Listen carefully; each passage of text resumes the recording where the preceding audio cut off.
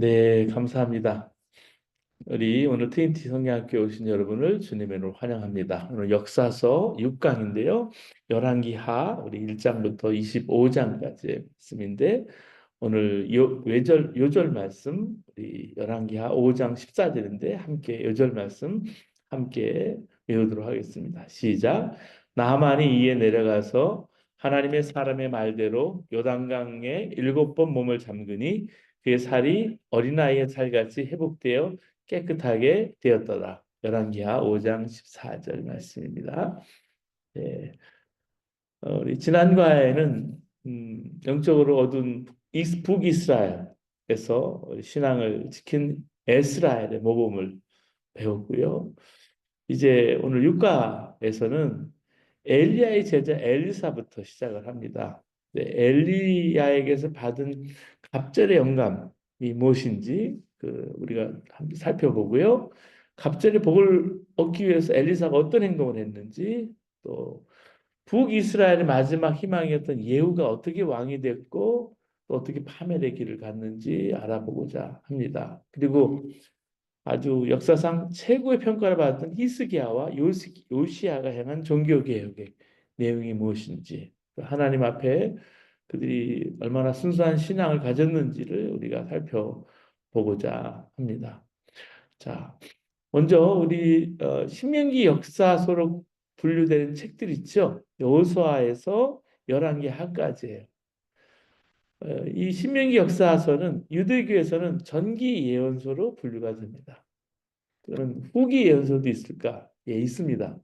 유대교 후기 예언서는 기독교 예언서에 해당하는 그런 책들입니다. 근데 예언자 각자의 이름으로 독립된 문서가 있죠. 그래서 예언자들 우리 대예언자나 소예언자나 예언자들 이름을 가지고 우리 성경책이 있죠. 유대교에서 신명기 역사서를 정기 예언서로 분류하는 이유가 있습니다. 여호수아는 예언자 여호수아가 사사기와 사무엘은 예언자 사무엘이 또 열왕기는 예언자 에레미야가 기록했다는 그 전승이 있어요.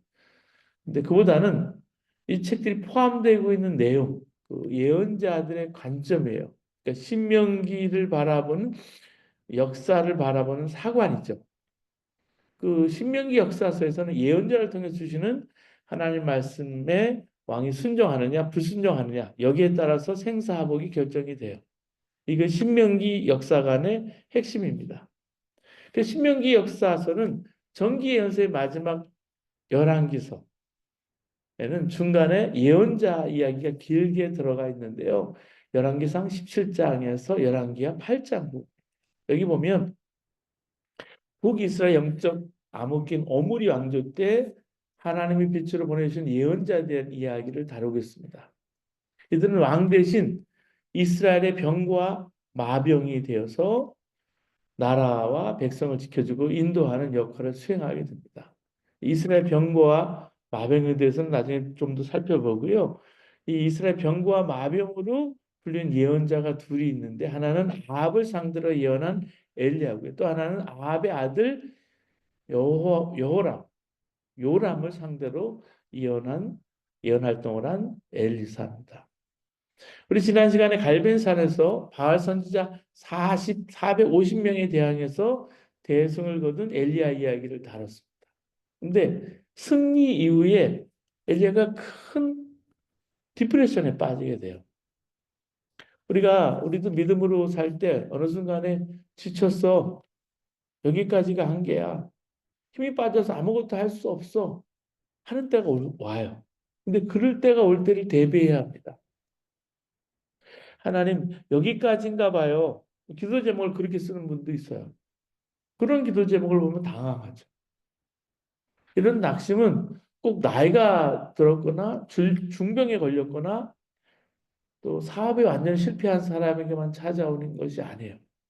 사람들이 부러워할 만한 그런 형편과 처지에서도 찾아와요. 목회자도 이런 느낌이 들 때가 있어요. 하나님 믿지 못해서가 아니고요. 모세도 다윗도 기적의 예언자 엘리야도 마찬가지였어요. 자, 엘리야가 아방의 아내 이세벨에게 쫓겨서 광야로 나와서 노뎀 나무 아래 누워 있습니다. 하나님, 이제 저는 견딜 힘이 없습니다. 에너지가 다 빠져나간 거예요. 우울증이 온 거죠. 디프레션이 온 거예요. 나를 죽여주십시오. 이렇게 큰 선지자가 이런 디프레션 사건을 어떻게 겪었을까요? 근데 이 사건이 있기 전에 하나님 놀라운 큰 사건을 경험을 합니다. 큰 승리가 있었어요. 갈멜산에서 기도해서 하늘에서 불이 내려오게 해서 제단에 제물을 태우고 바알 선지자 450명, 아세라까지 하면 850명이죠.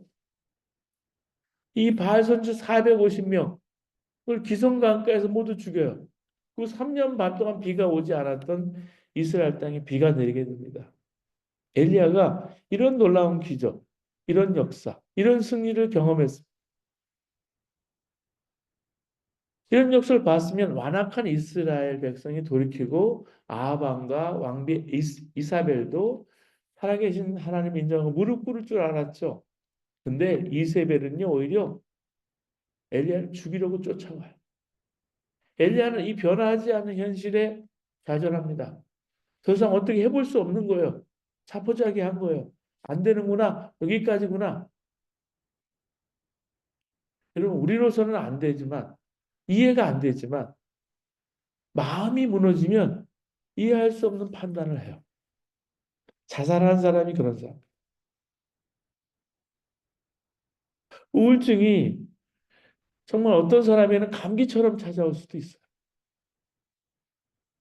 누구에게나 올 수 있어요. 이런 절망과 낙심 모두에게 찾아올 수 있어요.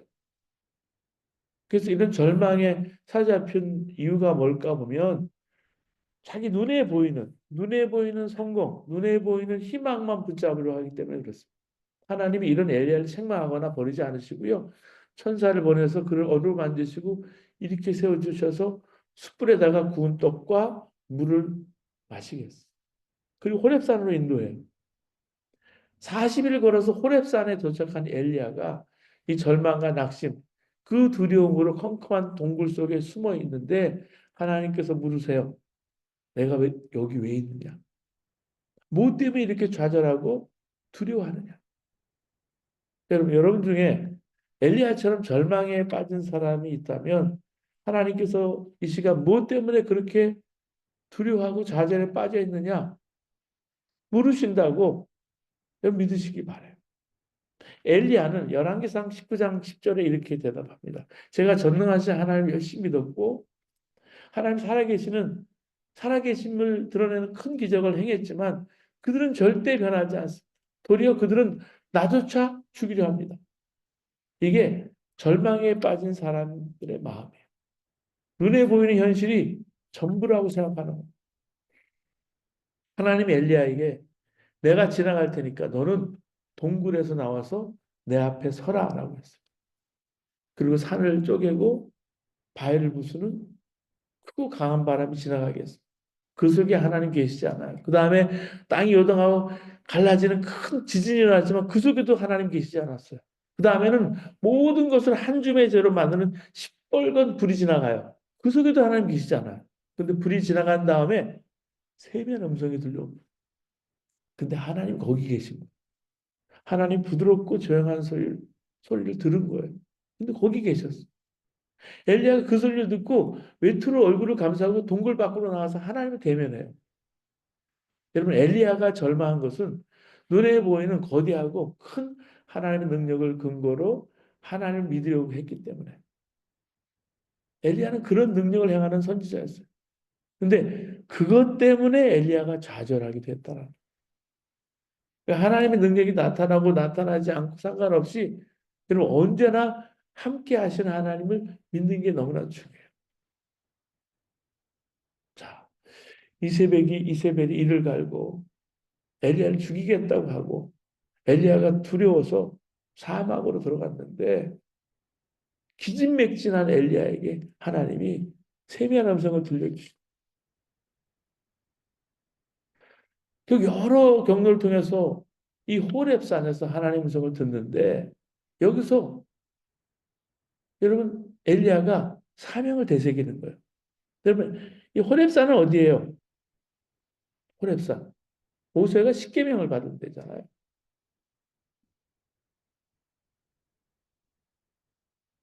소명을 받았던 데예요.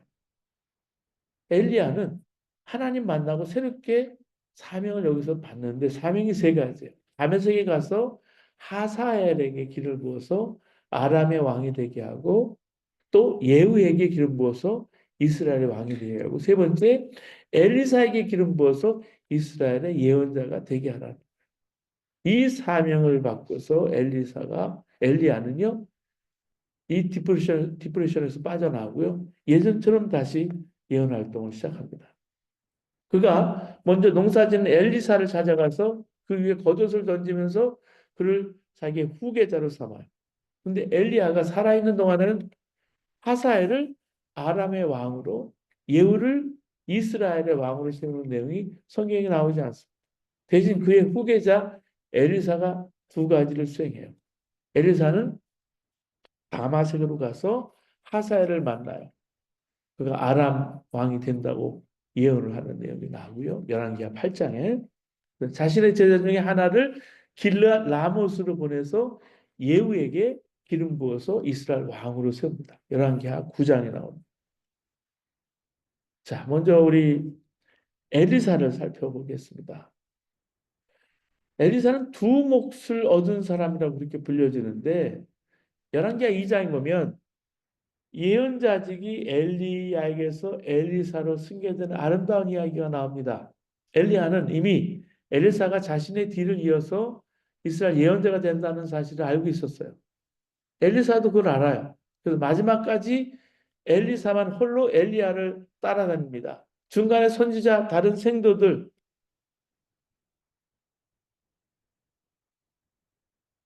엘리사에게 오늘 하나님께서 엘리사를 데리고 가실 줄을 아느냐 물었을 때 나도 다 아니 조용히 하라고 대답하는 장면이 나오거든요. 그러니까 이미 엘리사도 자기도 알았다는 거예요. 자타가 공인하는 엘리야의 후계자. 자, 출애굽의 영웅인 모세가 여호수아에게 안수함으로 자기 역할을 넘겨주죠. 엘리야는 자기가 입었던 두루마리, 그 옷을 엘리사에게 넘겨줘요. 예수님은 자신이 하던 이 사역을 계속하게 하기 위해서 제자들을 세우시고 계승하게 하시죠. 이거는요, 하나님의 일은 혈통으로 이어가는 것이 아니라 하나님의 영으로 이어간다는 걸 우리가 알 수가 있습니다. 모세가 여호수아에게 안수했을 때 여호수아는 지혜의 신이 충만했다고 신명기 34장 9절에 말해요. 엘리사가 엘리야에게 구한 것도 하나님의 신이에요. 영감인 거예요, 영감. 그래서 엘리야의 승천과 관련해서 깊은 인상을 주는 장면이 나오는데 엘리사가 마지막 순간에 엘리야에게 그의 영감에 두 몫을 요구하는 이야기가 열왕기하 2장 9절에 나와요. 한번 같이 여러분 읽으실까요? 열왕기하 2장 9절에요. 엘리야가 엘리사에게 이르되 나를 내게서 데려감을 당하기 전에 내가 내게 어떻게 할지를 구하라. 엘리사가 이르되 당신의 성령이 하시는 역사가 갑절이나 내게 있게 하소서 하는지라. 이제 의역을 해보면 번역이 정확하지 않아요. 원문을 정확하게 좀 번역을 하면 이런 말입니다. 당신의 영, 성령의 두 몫을 내게 주소서. Let a double portion of your spirit be upon me. 결국 엘리사는 자신이 원하는 걸 받고요. 후에 선지자의 생도들은 정말로 엘리야의 영, 성령이 엘리사에 머물렀다고 인정해 줬습니다. 자, 두 사람이 길을 가면서 이런저런 말을 주고받고 있을 때 불말과 불수레가 나타나서 두 사람을 갈아놔요. 엘리야는 회오리 바람을 타고서 하늘로 올라갔습니다. 엘리사는 큰 소리로 스스로 불러요. 내 아버지요, 내 아버지요, 이스라엘의 병거와 마병이요. 이스라엘 병거와 마병이 바로 엘리야였어요. 선지자였어요. 엘리야는 엘리사는 엘리야를 그러니까 아버지라고 불렀어요. 당연하죠. 엘리야가 그의 정신을 낳아줬기 때문에. 또 엘리사는 스승을 이스라엘의 병거와 마병이라고 부르죠. 하나님의 영에 사로잡힌 한 사람이 얼마나 큰 존재인지를 알았기 때문에. 여러분 군인이나 말해수나 첨단 무기가 한 나라를 지키는 게 아니고 깨어있는 영, 깨어있는 정신이 나라를 지켜요. 여러분 한국도 마찬가지예요. 미국도 마찬가지. 그 정신이 살아있어야 되는 거예요. 영이. 정신이 무너지고 나면 첨단 무기도 무용지물입니다. 엘리사는 위대한 영, 그 엘리야의 떠남을 진심으로 안타까워하는 거예요. 그래서 자기 옷을 둘로 찢어요. 이거 자기 옷을 둘로 찢는 게 왜 그럴까요? 자기를 깨트리는 거예요. 내 자아를. 옥합을 깨트려서 예수님의 머리에 향유를 부었던 그 여인처럼 엘리사는 자아를 깨트려요. 그리고 엘리야가 떨어뜨리고 간 옷을 집어들어요. 이때 아름다운 바톤 터치가 이루어지는데 이게 아름다운 계승이에요. 엘리사는 요단 언덕에 서서 엘리야의 겉옷으로 물을 치면서 엘리야의 하나님 여호와는 어디 계십니까? 찬양할 때 엘리야의 하나님 우리 찬양하시잖아요. 엘리야 하나님 어디 계십니까? 그러자 물이 갈라져서 물을 걷듯 강을 건넙니다. 건너게 돼요. 이것은 엘리야의 하나님이 엘리사와 함께하고 있다는 증거예요. 그리고 나서 엘리야가 아주 독립심이 커지는 거예요. 여러분 이 성경을 우리가 읽을 때 멘티는 멘토를 넘어서기 위해서 갑절의 능력을 구하는 의미로 내게 내 영에 갑절을 더하소서. 영을 갑절로 더하소서. 이렇게 말하는데 원문은 아니라 그랬잖아요. 원문은 엘리야가 유산으로 넘겨줘야 될 일정한 양이 있는데 그것의 두 몫을 엘리사가 요구했다는 말이에요. 이거는 아버지가 유산을 남길 때 장자에게는 다른 사람들에게 주는 몫의 두 배를 주는 그래 그때 관습 고대 근동 지방의 이스라엘 관습에 연결이 됩니다. 이게 신명기 21장 16절 17절에 보면 장자로 인정하여 자기의 소유에서 그들에게 두 몫을 줄 것이니 이렇게 나오거든요. 장자의 권리가 거기 있기 때문에. 결국 엘리사가 엘리야에게 요구한 것은 자기에게 장자의 목, 다시 말해서 예언자의 영의 두 몫을 나에게 유산으로 달라는 거야. 이미 엘리사는 엘리야의 후계자죠. 그런데 실질적으로는 그가 후계자가 되도록 성령의 능력에 두 몫이 필요한 거예요. 그 요청한 거예요. 엘리사는 원하는 게 분명해요. 다른 사람보다 성령의 두 몫을 받아야 내가 사명을 감당할 수 있다고 믿는 거예요. 그래서 요구한 그만큼 하나님 은혜를 사모하는 열심히 있는 사람이었어요. 열왕기하 2장에 보면 엘리야가 세 번 장소를 옮기면서 매번 엘리사에게 현재 있는 곳에 머무르라고 하거든요. 열왕기하 2장 2절, 4절, 6절에도 보면요. 하나님께서 주신 사명을 끝까지 감당하기 위해서는 마음만으로는 부족한 거죠. 사명 감당하기 위해서는 온갖 어려움, 실망스러운 일이 생기기 마련인데 끝까지 흔들리지 않고 계속 목표를 향해 나갈 수 있는 뚝심이 있어야 되는 거예요. 전진할 수 있는.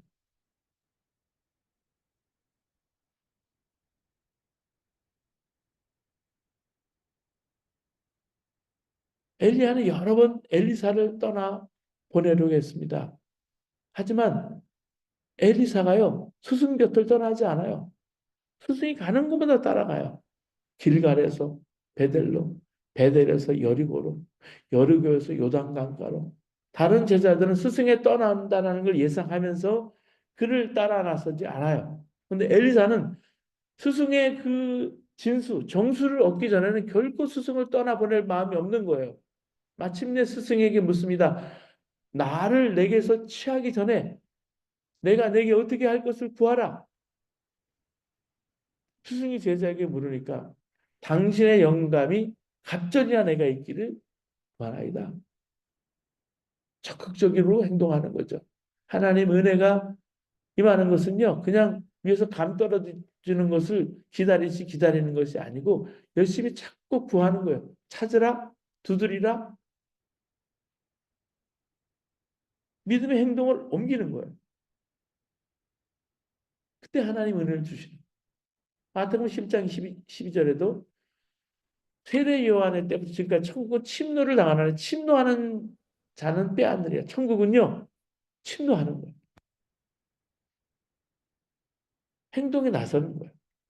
사명 감당하기 위해서 성령의 두 몫을 구하. 열심히 구하고 행동한. 그래서 엘리야가 두 몫을 받았다라. 그래서 두 몫의 사람이라는.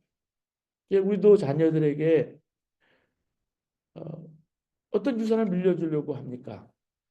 결국 우리가 가진 사랑이나 신앙의 유산을 물려주려고 해요. 진정으로 하나님을 경외하는 사람, 그리고 하나님 앞에 엎드릴 줄 아는 사람은 그래서 함부로 살지 않습니다. 그리고 쉽게 낙담하지 않아요. 한난 가운데서 어려운 일들을 돌보며 사는 거예요. 그게 돌보는 거예요. 선택의 갈림길에 설 때마다 하나님 말씀을 조회하고 사는 거예요. 누추하게 인생을 살지 않는. 다리우스 왕처럼 죽은 자의 무덤을 뒤지지 않는다는 말씀. 모세로부터 여호수아로, 엘리야로부터 엘리사로 이어지는 큰 정신의 계승은 지난날의 추억이 아닙니다. 그리고 우리가 이어받아야 될 후손들에게 전해줘야 될 가장 아름다운 것을 남겨줄 꿈을 가진 사람은 그것을 얻게 되는 거예요. 그래서 여러분 무슨 사역을 하시더라도 우리가 여러분 춘천 나눔동산부터 시작해서 카페동산, 뭐 우크라이나 빵공장 사역, 대전에 대덕여인수 쪽방촌에 있는 사람들, 또 고려인들 사역, 저 중앙아시아에 그런 사역들 하고 만남춘천단도 이번에 볼리비아에 아이를 돕기 위해서 조금 전에 말씀을 나눴지만 한 사람 에 5불씩 후원하기 위해서 도네이션하고 준비하고 캄보디아에 청소년들 아이들 교육시키기 위한 그런 것들 여러분 그러기 위해서 노래하고 그러기 위해서 하나님 앞에 나가는데 그게 신앙이 계승하는 거예요. 아름다운 그 정신을 가지고 노래하는 거예요. 세상의 도처에 그걸 펼치고 살아갈 때 자녀들이요 그걸 보고 알아요. 그 계승이 이루어지는 거예요. 성공이 아니라. 자, 두 번째 우리 예후를 살펴보겠습니다. 북이스라엘 향해서 예언 활동을 했던 엘리사를 살펴보고 있는데 마지막 희망을 건 사람이 예후였습니다. 엘리야가 처음 하나님 명령을 받고 엘리사가 그 명령을 수행해서 예후를 기름 부어서 차기 왕으로 세워요. 48년 동안 지속된 기존의 어머니 왕조와 상관없는 새로운 인물을 왕으로 세운 거예요. 근데 이게 대단히 위험한 행동입니다. 왜냐하면 희망을 이 사람에게 완전히 걸었기 때문에. 엘리사가 오므리 왕조와 상관없는 예후를 자기 왕으로 왜 세웠을까? 오므리 왕조가 정말 하나님 보시기에 돌이킬 수 없는 타락을 너무나 행했기 때문에. 오므리 왕가의 시기는 물질적으로는 번영의 시기였어요. 근데 영적으로는 최대 암흑기였어요. 열왕기서가 오므리 왕가에 대해서 어떻게 평가하는지 보시기 바랍니다. 한번 열왕기상 16장 25절에서 26절, 열왕기상 16장 30절에서 31절, 열왕기상 22장 52절, 53절 보면 오므리가 여호와 보시기에 악을 행하되 그 전에 모든 사람보다 더욱 악하게 행하며 이렇게 말해요. 열왕기상 16장에도 오므리의 아들 아합이 그의 이전의 모든 사람보다 여호와 보시기에 악을 더욱 행함으로 그러니까 여호와의 보시기에 여호와의 목전에 악을 행했다는 표현이 자주 나오잖아요. 열왕기상 22장도 그가 아하시아가 여호와 앞에 악을 행하여 또 그 뒤에도 이스라엘의 범죄하게 한 느바세 아들 여로보암의 길로 행하며 그래서 이에후에게 왕이 되게 한 거예요. 하지만 희망이 되게 하려고. 예후는 엘리야의 그 기대대로 종교 계획을 단행합니다. 바알을 섬기던 제사장들을 모아서 다 처형했어요. 아합의 가문에 속한 사람들 모조리 죽였어요. 찾아서. 그리고 이스라엘 바알 신상 신전 쓸어버렸어요. 자기 표현대로 하면 여호와를 향한 열심이 가득 차 있었어요. 여호와를 향한 잘못된 열심이 가득 찰 수 있어요. 여러분, 다메섹에서 예수님을 만나기 전 사울이 여호와를 향한 열심이 가득해서 예수 믿는 사람 핍박했던 것과 똑같은 거예요. 열심히 한다고 잘 사는 게 아니에요. 아무 생각 없이 살면 열심히 살았지만 땅을 치고 후회하는 삶을 삽니다. 하나님 앞에 우리 열심은 어떤 것일까? 우리가 행하고 있는 하나님에 대한 열심이 정말 하나님을 위한 열심입니까? 아니면 내 자신을 위한 열심? 신앙생활 하면서도 풀리지 않는 문제가 여기 있습니다. 삶의 이 패션, 열정은 매우 중요합니다. 신앙생활도 열심히 중요해요. 예후는 엘리야 시대에 이스라엘 왕으로 기름 부음을 받아서 왕이 됐어요. 당시 이스라엘은 하나님을 배반하고 불순종했습니다. 아합 왕과 그의 자손들이 나라를 다스렸어요. 하나님은 예후를 하나님 심판을 위해서 쓰시려고 세웠습니다. 마지막 최후 보루로 희망으로 하나님은 호렙산에서 엘리야를 만나셨어요. 갈멜산 전투에 승리하고 이세벨로부터 목숨을 부지하기 위해서 도망치는 엘리야를 보살펴 주셨어요. 그리고 호렙산으로 인도하신 하나님은 세미한 음성 가운데 엘리야를 만나시고 그에게 새로운 사명을 주시죠. 예후를 이스라엘 왕으로 기름 부으라는 이 사명이 있었기 때문에 그렇게 한 거예요. 그리고 엘리사가 생도를 보내서 예후에게 기름 부어서 이스라엘 왕으로 삼았어요. 예후의 사명은 그러니까 하나님을 대적한 오므리 왕조 일가들을 지멸하는 것, 그리고 우상 숭배했던 바알의 선지자들과 그 모든 산당들을 파괴하고 없애는 것이었습니다. 자, 예후는 아합에게 속한 사람들을 정말 죽일 때마다 자기가 하나님의 뜻으로 쓰임받는 도구라고 설명을 해요. 자기 야망, 인간적인 욕심을 채우기 위해서가 아니라 하나님의 뜻에 순종하기 위해서 내가 이런 일을 한다. 정당해요. 일찍이 예후는 엘리사가 보낸 선지자에게 기름 부음 받을 때 이런 예언의 말씀을 들었습니다. 열왕기하 9장 7절에서 9절 말씀, 또 열왕기하 9장 26절, 열왕기하 9장 36절, 37절, 또 열왕기하 10장 10절. 그래서 예후가 이 예언의 말씀을 듣고 철저히 하나님의 명령대로 아합 가문을 멸절했다고 설명을 하면서 자신이 여호와를 향한 열심을 다했다. 정당해요. 정당화해요. 그런데요, 여호와를 향한 열심을 가지고 바알과 관계된 모든 사람을 죽인 예후. 열왕기서가 칭찬했을까요? 잘했다 그랬을까요? 평가가 부정적이었어요. 열왕기하 10장 31절 보면 예후가 전심으로 이스라엘 하나님 여호와 율법을 지켜 행하지 아니하며 여로보암이 이스라엘에게 범하게 한 그 죄에서 떠나지 아니하였더라. 호세 1장 4절도 부정적으로 평가해요. 그러니까 예후의 하나님에 대한 열심은 사실은 겉으로 보면 행동으로 보면 대단한 것이었어요. 요람 왕과 아합 왕의 직계 자녀들 그리고 이세벨을 죽였잖아요. 범죄한 아합 왕가에 대한 하나님 심판을 이뤘어요. 그런데 예후를 보면서 안타까운 게 있어요. 하나님은 아합의 집에 행한 일에 대해 예후 왕가를 축복했어요. 근데 그런 전심으로 하나님 섬기지 못했습니다. 하나님은 행한 일에 대해서 잊지 않으시고 축복하셨지만 예후는 하나님 앞에서 실패한 왕이 됐어요. 하나님의 뜻에 따라서 왕으로 선택됐고 사명받은 대로 이스라엘에서 우상 숭배를 원하는 예후가 왜 신명기 역사서에 부정적으로 평가를 받았어요? 그 열심이 순수하지 않았기 때문에.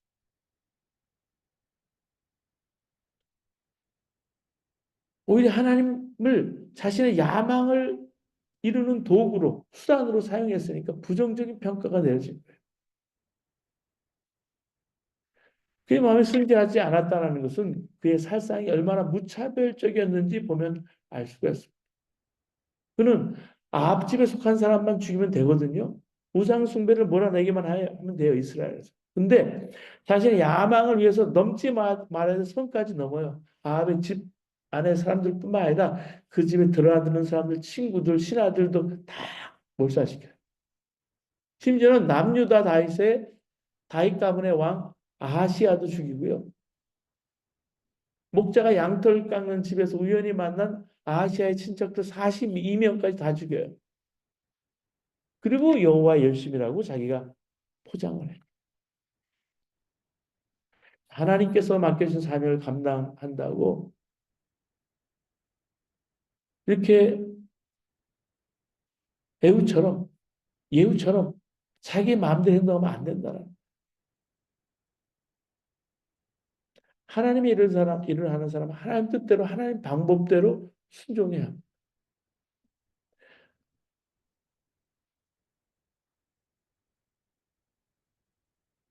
우리의 죄성을 여기서 경계하고 있습니다. 사명을 받아서 주님의 일을 하고 있을 때 언제든지 이게 내 개인적인 욕심을 여기를 채워서 하나님을 대신 이용할 수 있겠구나 하는 것입니다. 그러니까 하나님의 주신 사명을 우리가 감당할 때 자신이 하는 일에 포커스를 두지 말고요. 나를 통해서 일하시는 하나님을 바라보고 일을 하는 거예요.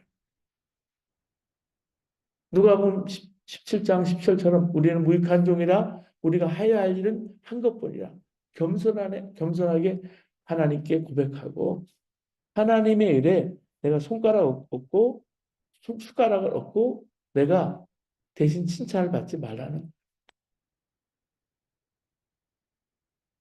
자, 예후는 자기의 눈에 보이는 바알의 우상을 없애는데 굉장히 열정적이었는데 자기 자신은 금송아지에서 떠나지 못했어요.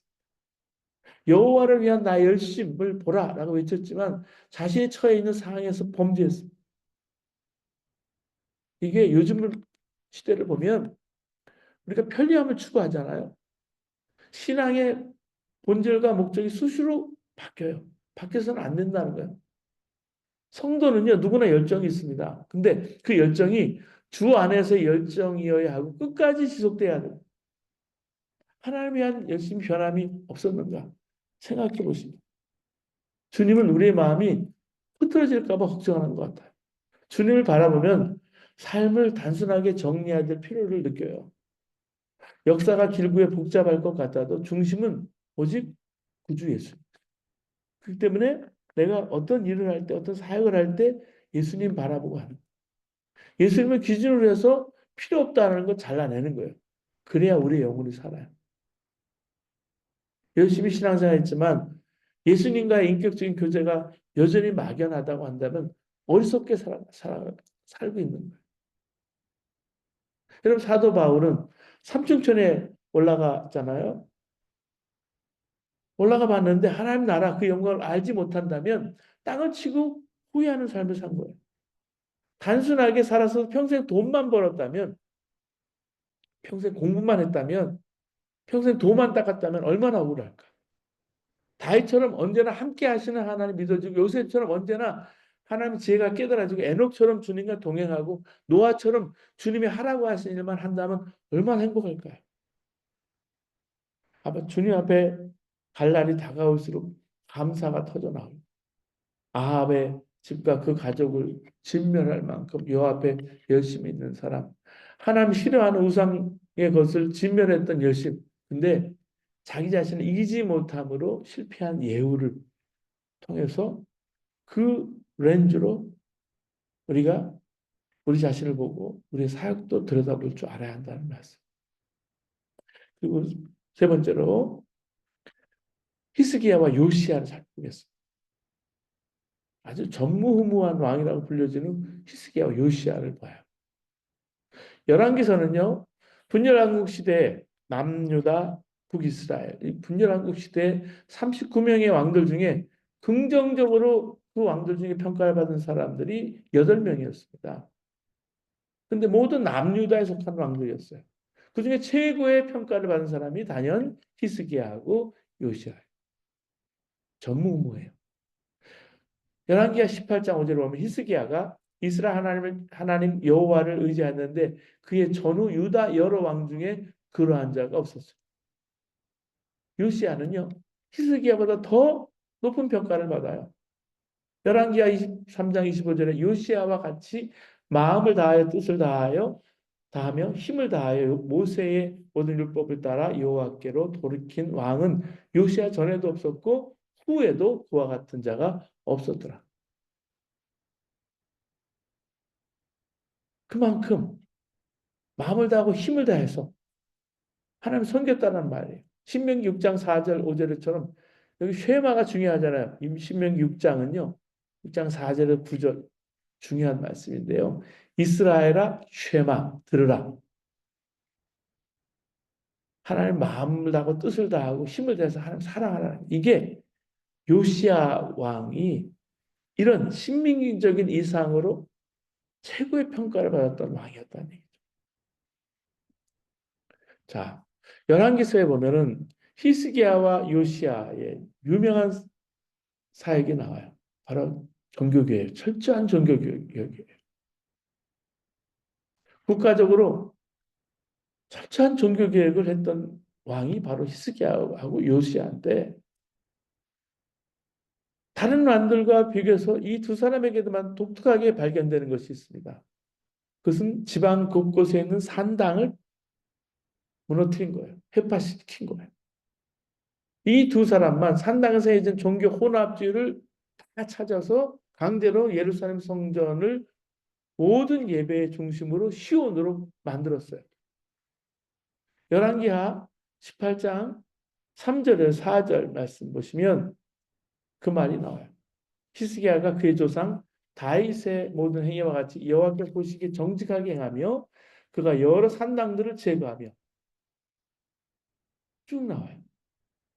또 열왕기하 23장 19절에서 20절의 말씀들도 보면 전에 이스라엘 여러 왕이 사마리아 성읍에 지어서 여호와를 경노하게 한 산당을 요시야가 다 제거하대. 산당을 제거해요. 산당의 제사장들도 그 제단에 다 죽여요. 그리고 다 불태우고 예루살렘으로 돌아왔더라라는 표현이 나옵니다. 역사적으로 볼 때 산당은 처음에는요. 우상 숭배와 관련이 없어요. 처음에는 왕과 제사장들이 자연스럽게 산기도 하듯이 가서 제사 드렸어요. 예루살렘 성전이 세워지기 이전이었기 때문에. 사울도 산당에서 제사 드렸고요. 솔로몬도 기브온 산당에서 일천번제 드렸고요. 근데 세월이 흘러 가면서 여러 곳에 흩어져 있던 산당에서 하나님의 종교와 이방 종교가 혼합이 된 거예요. 종교 혼합주의가 만들어지니까 이 히스기야하고 요시야가 산당을 제거하는 철퇴를 내립니다.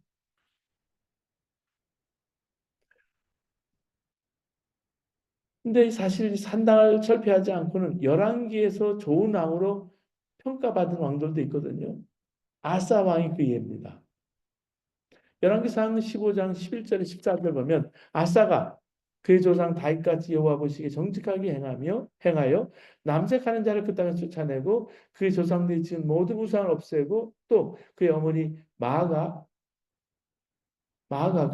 혐오스러운 아세라상을 만들었으므로 태우의 위를 피하고 그 우상을 찍어 기드론 시냇가에 불살랐으나 다만 산당은 없애지 아니하니라. 그렇게 나와요. 여기 흥미로운 표현이 있죠. 다만 산당은 없애지 아니하니라. 산당을 없애는 게 종교개혁의 과제였는데 그걸 하지 못한 거예요. 아주 불완전한 거기에 못 미치는 종교개혁을 한 거죠. 이 아사의 특징이 몇 가지가 있는데 첫 번째 그의 조상 다윗같이 여호와 보시기에 정직하게 행했다라고 나와요. 아사, 히스기야, 요시야에게만 해당되는 표현이죠. 여호와 보시기에 정직하게 행했다. 두 번째, 그의 마음이 일평생 여호와 앞에 온전했다. 세 번째, 철저한 반우상주의 정책을 펴니다. 아세라상을 만든 어머니를 태우의 자리에서 물러나기까지 하고요. 우상 숭배를 철저히 금해요. 네 번째, 근데 산당만은 없애지 못해요. 아사 왕만큼은 아니지만 역시 불완전한 종교 개혁을 시도한 사람들을 들러가면 아사의 아들 여호사밧도 마찬가지예요. 열왕기상 22장 43절에. 그리고 요아스, 아마샤, 또 아샤랴, 요담 마찬가지였어요. 여호와 보시기에 정직히 행했지만 산당만은 제거하지 못한 그런 왕들이었어요. 근데 거기에 모범을 보인 사람이 히스기야인데 히스기야의 모범은 하나님을 신뢰한 거예요. 히스기야는 요시야 다음으로 좋은 평가를 받은 왕입니다. 이유는 하나님을 전적으로 신뢰했기 때문에. 신뢰에 대해서는 전무후무한 거예요. 열왕기하 18장 5절에 보면 히스기야가 이스라엘 하나님 여호와를 의지하였는데 그의 전후 유다 여러 왕 중에 그러한 자가 없었습니다. 여기 신뢰, 의리하다는 바탁이라는 단어가 등장하는데요. 이 단어가 히스기야를 이해하는 중심 단어예요. 창세기부터 여기 열왕기하까지 바탁이라는 단어가 6번 총 사용이 되는데 열왕기하 18장 19절에서만 이 단어가 집중적으로 9번 등장하거든요. 여기에. 그 전까지 6번 나오다가 9번이나. 히스기야가 남유다에서 우상숭배를 척결하고 순수한 하나님의 시장으로 돌아가는 종교 개혁을 시행할 수 있었던 이유가 바로 하나님을 신뢰한 이 바탕 때문이었습니다. 그래서 정치적으로 아수르의 지배를 벗어나서 독립을 시도한 이유도 여호와 하나님을 신뢰했기 때문에. 왕 초기에 아수르의 종속 국가로 조공을 바칩니다. 근데 아수르 왕 사르곤이 주전 705년에 죽으니까 그의 아들 사네립이 왕위를 계습할 무렵에 독립을 시도해요. 아수르에게 조공바치는 걸 중단하고 이집트의 지원을 받아서 다른 작은 국가들과 연합해서 반아수르 동맹을 결성합니다. 그래서 사네립이 군대를 이끌고 쳐들어오죠, 유다를. 이게 열왕기하 18장, 19장 내용이에요. 이 위급한 전쟁 상황 속에서 하나님을 어떻게 신뢰했는지 확인해 볼 수 있어요. 사내립이 유다의 모든 성을 점령하고 이제 예루살렘만 남은 거예요. 히스기야는 정말 풍전등화의 위기에서 사내립은 부하 랍사게를 보내서 히스기야에게 항복하라고 요구하는 그런 상황에서 그가 협박하는 내용의 중심에 누구를 신뢰하는지 여기 볼 수 있는 대목이 나옵니다. 열왕기하 18장 19절 20절에 랍사게가 그들에게 이르되 너희는 히스기야에게 말하라. 대왕 아수르 왕의 말씀이 내가 의뢰하는 바타하는 이 의뢰가 무엇이냐?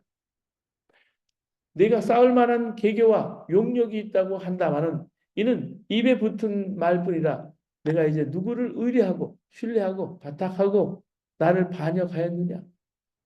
그리고 열왕기하 18장 30절 31절도 마찬가지예요. 히스기야가 너희에게 여호와를 의뢰하라 함을 듣지 말라. 여기 의뢰, 신뢰라는 단어가 계속 사용이 됩니다. 이 위급한 상황에서 누구를 신뢰하느냐? 히스기야는 사내림의 요구를 거부하고 하나님을 신뢰해요. 사내림의 협박을 받고서 하나님의 전에 들어가서 기도해요. 열왕기하 19장 1절에 히스기야 왕이 듣고 그것을 찍고 굵은 배를 두르고 여호와의 전에 들어가서 기도하면서 하나님의 음성을 들으려고 기다린 거예요. 이사야 선지자가 히스기야에게 하나님 말씀을 전했어요. 하나님께서 하나님 방법들 이 문제를 해결해 줄 테니까 너는 두려워하지 말고 하나님 신뢰하라는 메시지를 받아요.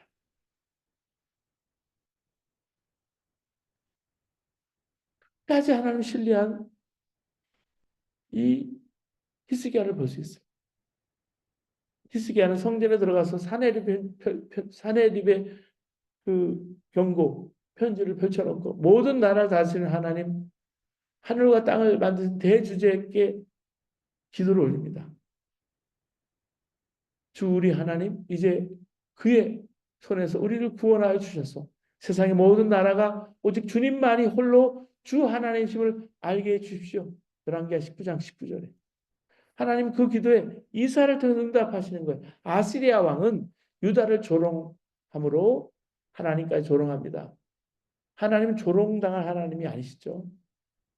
사내립은 자기 힘을 과신하고 있지만 각 민족들이 자라기 전에 말라버리는 풀포기나 지붕 위에 잡초와 같았던 것은 다 하나님의 섭리 속에서 일어난 일이었습니다. 하나님은 아시리아 왕의 일거수일투족을 다 알고 계세요. 한계를 모르는 그 분노, 오만을 하나님 그냥 두고 있을 리가 없어요. 사내립의 시대는 끝났습니다. 주님의 천사가 사내립의 군대를 치시니까 그들이 괴멸되고요. 니느웨로 도피해서 훗날을 도모하려던 사내립은 자기가 믿던 신인 니스로 계신 전에서 예배드리던 중에 살해당해. 이게 하늘에 오르려고 했던 비참한 사내립의 최후였습니다. 이렇게 나라 위기에 있었을 때 히스기야는 아수르를 선택하는 대신에 하나님을 신뢰하는 기도를 하나님께 드린 거예요. 이 기도를 분석해 보면 네 가지 요소가 발견됩니다. 첫 번째, 문제거리를 있는 그대로 가지고 와서 하나님께 보여드려요. 히스기야가 사내립의 편지를 앞에 두고 기도하죠. 하나님 눈을 떠서 보십시오. 아스루 왕이 하나님 비방하는 말을 들어보십시오. 이렇게. 두 번째, 하나님 위대하심을 찬양합니다. 열왕기하 19장 15절에 천국 천하 만국이 홀로 계신 하나님, 천지를 지으신 주관하신 하나님 부르면서 기도합니다. 그리고 모든 기도의 기초는 하나님 위대하심을 믿고 찬양합니다. 세 번째, 이 모든 사안을 객관적으로 분석해서 기도합니다. 네 번째, 하나님의 영광을 위해서 구원을 요청합니다. 요청의 핵심은 하나의 영광인 거예요. 하나님 무시하는 아수르에게 이스라엘을 구원해 주셔서 천하 만국이 하나님 어떤 분이신지 알게 달라고, 구원해 달라고 기도합니다. 결국 하나님께서 하나님 방법대로 응답해 주세요. 그날 밤에 바로 사내립이 심판을 받습니다. 여러분, 숲에 들어가면 산을 다 볼 수가 없잖아. 전모를 알기가 어렵어요. 멀리서 봐야 산의 모습이 잘 보입니다. 후지산이 이렇게 예뻐 보이잖아요. 후지산이. 눈에 후지산이 보이지만은 가까이 가면 다 볼 수가 없어. 멀리서 봐야 돼. 믿음의 사람들은 하나님의 눈으로 역사를 보는 사람들. 주님의 열심히 이 일을 이루어 가시는 거예요. 우리는 주님이 이미 시작하신 일에 동참하도록 초대받은 사람입니다. 그래서 이 역사의 위기 앞에 히스기야가 하나님 앞에 어떻게 하나님 신뢰했는지 보고 우리가 함께 나아가기 원합니다. 그리고 우리가 네 번째, 우리 신명기적인 종교 개혁을 했던 요시야, 최고의 평가를 받던 요시야를 살펴보겠습니다. 열왕기서의 최고의 스타가 요시야라고 해도 과언이 아닙니다. 신명기 사관에 의해서 하나님 보시기에 신명기적 신앙을 제대로 이룬 인물이 바로 요시야였습니다. 하나님 앞에 정직하고 하나님 말씀을 전적으로 순종했던 데 전무후무한 사람. 열왕기 하는 22장 2절 이렇게 평가해. 요시야가 여호와 보시기에 정직히 행하며 그의 조상 다윗의 모든 길로 행하고 좌우로 치우치지 아니하였더라. 또 열왕기하 23장 25절에 보면 요시야 같이 마음을 다하여 뜻을 다하며 힘을 다하여 모세의 모든 율법을 따라 여호와께로 돌이키는 왕은 요시야 전에도 없었고 후에도 없었다. 그러면 열왕기하 22장에 어떻게 어떤 계기로 종교 개혁을 시도하게 됐을까? 요시야가 예루살렘 성전을 바라볼 때 너무 관리가 안 돼서 왕명으로 성전 수리를 지시해요. 근데 사람들이 성전을 수리하다가 책을 발견한 거예요. 새로운 율법책을 발견했어요. 이걸 요시야한테 갖다 줍니다. 율법책이 나중에 신명기라는 이름으로 불리게 되는 책이에요. 그래서 신명기 책에 의거해서 종교개혁을 실시합니다. 요시야 이전의 상황을 고려해 보면 예루살렘 성전이 제대로 관리되지 않은 것이 전혀 이상하지 않죠. 왜냐하면 요시야의 할아버지 므낫세와 아버지 아몬은 하나님 버리고 우상 숭배를 한 왕들이기 때문에 히스기야의 뒤를 이어서 남유다의 왕이 된 므낫세는 55년을 다스리는 동안 아버지 히스기야가 종교 교육을 통해서 바로잡은 것을 모두 무효화시켜요. 전국에 다시 산당들을 세우고 예루살렘 성전 안에 바알과 아세라 이런 성신을 위한 제단을 세우고 온갖 악행을 저질러요. 므낫세에 대한 열왕기서의 평가도 단호해요. 이 므낫세가 죽은 후에 그의 아들 아몬이 왕이 돼서 2년을 다스렸는데 그도 역시 므낫세를 따라 우상을 숭배해요. 이렇게 요시야 왕이 등극하기 전에 57년간 온 나라가 하나님 버리고 우상 숭배를 하니까 하나님의 성전이 제대로 관리될 수가 없었죠. 자, 요시야가 예루살렘 성전을 보수할 것을 명령하고 그 명령에 따라서 일꾼들이 성전을 보수하다가 신명기 책을 발견하고 보니까 엄청난 충격적인 내용이 담겨져 있어요. 하나님 말씀에 순종할 때 어떤 복이 내리고 불순종할 때 어떤 재앙이 내리는 자세히 나오는 거예요. 근데 그 중에 가장 충격적인 대목이 우상 숭배에 대한 신명기 4장 25절에서 27절, 신명기 28장 15절에서 19절 말씀. 이게 신명기 사관의 핵심이었어요.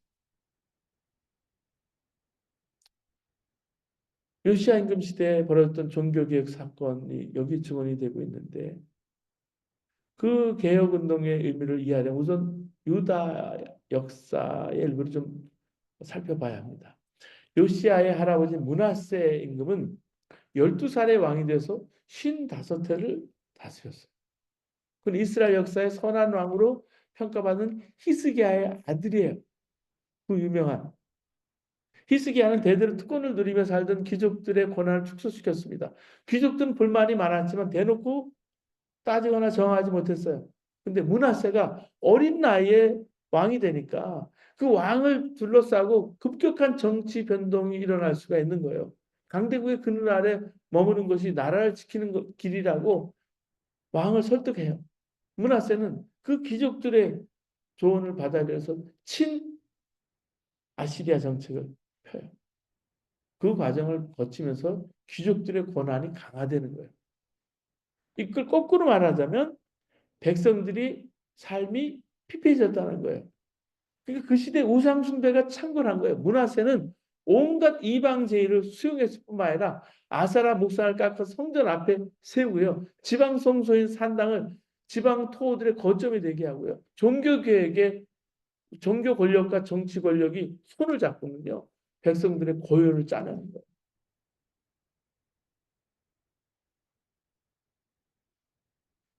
정말 죄 없는 사람 많이 죽인 거예요. 이 학정을 펼치던 이 므낫세가 죽으니까 그의 아들인 아몬이 왕위를 이어요. 근데 아몬은 아버지처럼 살다가 결국 신하들에게 살해당하고 말았어요. 이게 남왕국 유다의 암흑기예요.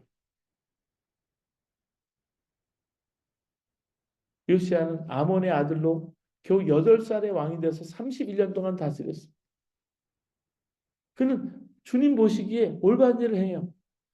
왕자의 오른 지 18년째 되는 해 요시아는 퇴락한 성전을 수리할 것을 명령합니다. 어느 날 hil기야 제사장이 성전 수리 중에 발견했다면서 서기관 사반에게 율법책을 가지고 나와요. 사반은 율법책을 왕 앞에 가져다 큰 소리를 읽어요. 이게 바로 신명기 역사서의 일부였는데 오랫동안 잊혀졌거나 망실됐던 게 발견된 거예요. 그리고 이거를 받아들고 애통하면서 자기 옷을 찢고 이 의미를 해석해 달라고 훌다 예언자에게 청합니다. 예언자 훌다는 하나님과 맺은 언약을 저버린 이스라엘이 이스라엘에게 재앙이 내릴 것이라고 말합니다. 하지만 하나님은 뜻을 돌이키는 분이에요. 훌다는 깊이 뉘우치고 주님 앞에 겸손하게 무릎을 꿇고 옷을 찢고 통곡한 그 요시아의 기도를 들으신 하나님께서 그 땅에 내려던 재앙을 유보하셨다 이렇게. 그 소식을 들은 요시아는 사람을 보내서 유다와 예루살렘의 모든 장로들을 소집을 합니다. 왕이 성전에 올라갈 때 사회 지도층 인사들은 물론이고 모든 백성이 함께 성전에 올라가거든요. 왕의 명령에 따라 서기관들은 성전에서 발견한 언약책 내용을 백성들에게 낭독해서 들려줍니다. 시내산 언약을 맺을 때 모세가 온 백성에게 하나님의 뜻을 전한 것과 같은 일이 벌어진 거예요. 하나님의 백성들이 재앙에 될 삶의 방향과 원칙을 재확인한 순간이에요. 그래서 여러분 성경을 함께 이렇게 읽는 게 얼마나 중요한지 몰라요. 성경을 함께 읽으면서 회개할 때 같이 회개하고요. 마음을 찢을 때 같이 마음을 찢고요. 기도를 드릴 때 거기서 내 기도가 그 말씀 속에서 그냥 튀어나와요. 그 하나님 앞에 하나님의 음성을 듣는 거예요. 왕이 먼저 주님을 따를 것과 온 마음과 목숨을 다 바쳐서 그의 계명과 법도와 윤례를 지킬 것과 이 책에 적힌 언약의 말씀을 지킬 것을 맹세하는 언약을 주님 앞에 세우니까 온 백성도 그 언약에 동참하라. 바야흐로 무너졌던 신앙의 정체성을 바로 세우는 국가적인 규모의 일이 거행이 됩니다. 언제나 여러분 개혁, 종교개혁의 척도는 하나님의 말씀이에요. 가르침이에요. 그래서 여러분 마틴 루터가 종교개혁을 할 때 오직 성서로만 얘기합니다. 하나님 말씀. 말씀은 하나님과 분리될 수가 없어요. 우리가 믿는 하나님은 어떤 분인가? 세상의 모든 것들이 하나님 뜻 안에 생겨났습니다. 무생물로부터 시작해서 고등생물 이르기까지 하나님과 무관한 게 아무것도 없어요. 세상은 하나님의 숨결로 가득 차 있어요. 이걸 인식하고 사는 사람은 하나님을 경외하지 않을 수 없어요. 이 경외감에 사로잡힌 사람은 흔하고 사소한 것 속에서 영원한 것을 볼 수 있습니다. 요시아가 생각할 때 현재 남유다는 신명기서에 절대 하지 말라고 하는 일을 하고 있는 거예요. 그 우상 숭배를 하고 있는 거예요. 그 요시아가 즉각 율법책을 명령한 대로 유다 땅의 모든 종류의 우상 숭배를 쓸어버리고요. 온 나라가 순수한 하나님 신앙으로 돌아갑니다. 그래서 열왕기상 23장에 보면 요시아의 종교 개혁의 구체적인 설명이 나와요. 첫 번째, 성전 안에 들어가서 바알과 아세라를 위한 제단과 제사 그릇들을 불사르고 내다버립니다. 두 번째, 안에 있는 남창의 숙소를 허뭅니다. 세 번째, 예루살렘과 지방에 널려 있는 산당들을 허물어요. 네 번째, 어린이 희생 제사를 금합니다. 다섯 번째, 우상 숭배에 관여했던 제사장들의 직을 폐지합니다. 여섯 번째, 태양 제사를 위한 말들과 수레를 제거합니다. 일곱 번째, 베델의 금송아지 제단과 산당을 헐어버립니다. 그리고 마지막 여덟 번째, 전국에서 활동한 신접한 자, 점쟁이, 가정신 드라빔, 우상숭배 관련된 모든 걸 금지합니다. 없애버렸어요. 이게 철저히 신명기의 말씀에 따라서 철저히 반우상주의 정책을 실시하고요. 순수한 하나님의 신앙으로 돌아가니까 열왕기가 최고의 평가를 내려줍니다. 그게 열왕기하 23장 25절의 말씀. 전무후무한 왕이라는 거죠. 히스기야의 중요한 것은 여러분 순수한 신앙이에요. 히스기야하고 요시야를 보면 신수한 신앙이 무엇인지 다시 한번 보게 돼요. 하나님 신앙에서 모든 종류의 혼합주의를 배격하고 하나님의 옳은 대로 순종의 삶을 살려고 노력한 왕이 바로 히스기야하고 요시야였어요. 종교의 순수를 회복하기 위해서 종교 개혁을 그래서 실시하게 된 거예요. 우리가 정말 하나님 앞에서 얼마나 순수할까? 이 복음의 순수성을 가지고 하나님 섬기고 나아갔던 여러분 사람들처럼 히스기야와 요시야처럼 하나님 앞에 최고의 평가를 받는 것은요. 98%, 99%의 순종이 아니라 100% 순수한 신앙이라는 말씀. 자, 네 번째 우리 신명기 역사서의 결론을 보겠습니다. 사사 시대 사람들은 왕정을 요구하잖아요. 자기가 어, 자기 소견대로 행하고 자기 옳은 대로 행했던 그 사사기 사람들이 왕을 요구해요. 그 사람들은 하나님을 왕으로 섬기기를 거부하고요. 다른 나라 같이 왕을 세워달라고 요구해요. 하나님이 그들이 원하는 대로 사무엘을 통해서 사울에게 기름 부으고 왕으로 세웁니다. 그 다음에 다윗에게 기름 부으고 다윗 왕조를 세우셨어요. 근데 결국 시드기야를 마지막으로 왕조가 끝나요. 나라가 망했습니다. 이유가 뭘까? 왕이 신명기에 명령한 것들을 지키지 않았기 때문에. 히스기야와 요시야 같은 정말 훌륭한 왕도 있었지만 그들이 역사의 흐름을 다 막지는 못했어요. 하나님 사랑하는 왕이 주류가 되어야 되는데 오히려 이런 사람들이 예외였고요. 다른 왕들은 대부분 우상을 섬기고 혼합주의 정치를 폈습니다.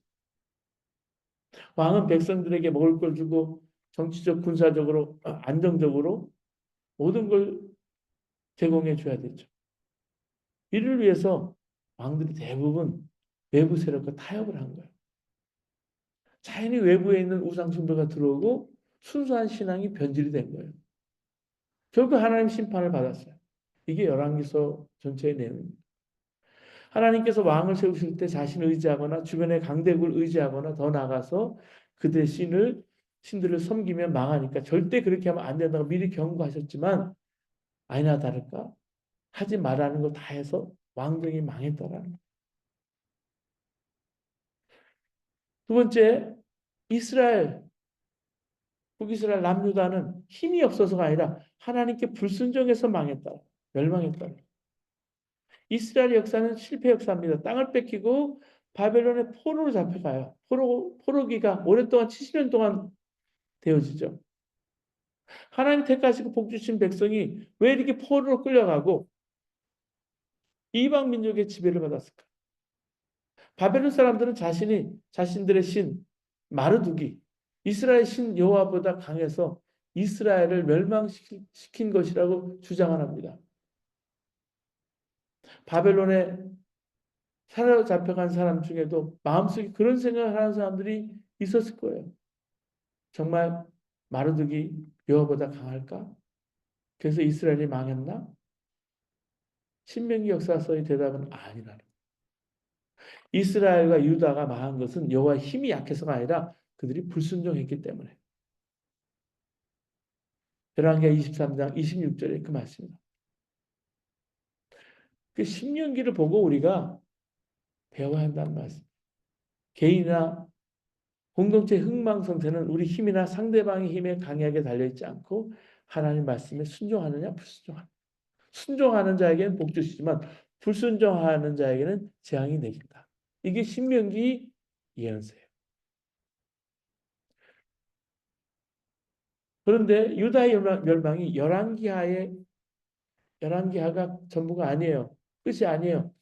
하나님의 진노 때문에 이스라엘, 유다가 멸망했고 왕국의 역사가 끝났다는 것이 신명기 역사서의 최종 결론이 아닙니다. 신명기 역사서는 포로로 잡혀갔던 여호야긴 왕이 석방되는 희망적인 이야기로 끝이 나요. 열왕기하 25장 27절에서 30절 말씀인데요. 유다의 왕 여호야긴이 사로잡혀간 지 37년 곧 바벨론 왕 에윌 모로닥이 즉위한 원년 12월 그달 27일에 유다의 왕 여호야긴을 옥에 내놓아 그 머리를 들게 하고 그에게 좋게 말하고 그의 시를 바벨론에 그와 함께 있는 모든 왕의 지위보다 높이고 그 죄수의 의복을 벗게 하고 그의 일평생에 항상 왕의 앞에 양식을 먹게 하였고 그가 쓸 것은 날마다 왕에게 받는 양이 있어서 정신토록 끊이지 아니하더라. 이렇게 여호야긴 왕을 석방시킴으로 신명기 역사서가 끝마쳐져요. 이유가 뭘까? 신명기 역사서는 전체적으로 하나님 심판을 다루고 있지만요. 그 심판에도 여전히 하늘 소망이 담겨져 있다는 메시지. 하나님의 백성은 망해도 영원히 망하지 않는다. 이 암흑의 시기가 깊어가면 이제 희망, 새벽이 온다는 고난의 시기가 지나가면 하나님 다시 한번 하나님의 백성들, 하나님의 자녀들 돌아오게 하시는 거예요. 회복시켜 주시는 이 소망이 싹을 틔우는 것이 바벨론 포로기가 지난 70년 후예요. 70년 후에 이스라엘 백성은 포로 생활을 접고 다시 고국으로 돌아오게 된다는 말씀. 여러분 오늘 절망 중에도 소망을 바라보고 신명기 역사관처럼 하나님 앞에 온전히 하나님 신뢰함으로 순수한 신앙으로 우리 하나님 앞에 나아가시는 저와 여러분 되시기를 바랍니다. 기도하시겠습니다. 은혜와 사랑이 많으신 하나님 아버지 감사합니다. 저희들 하여금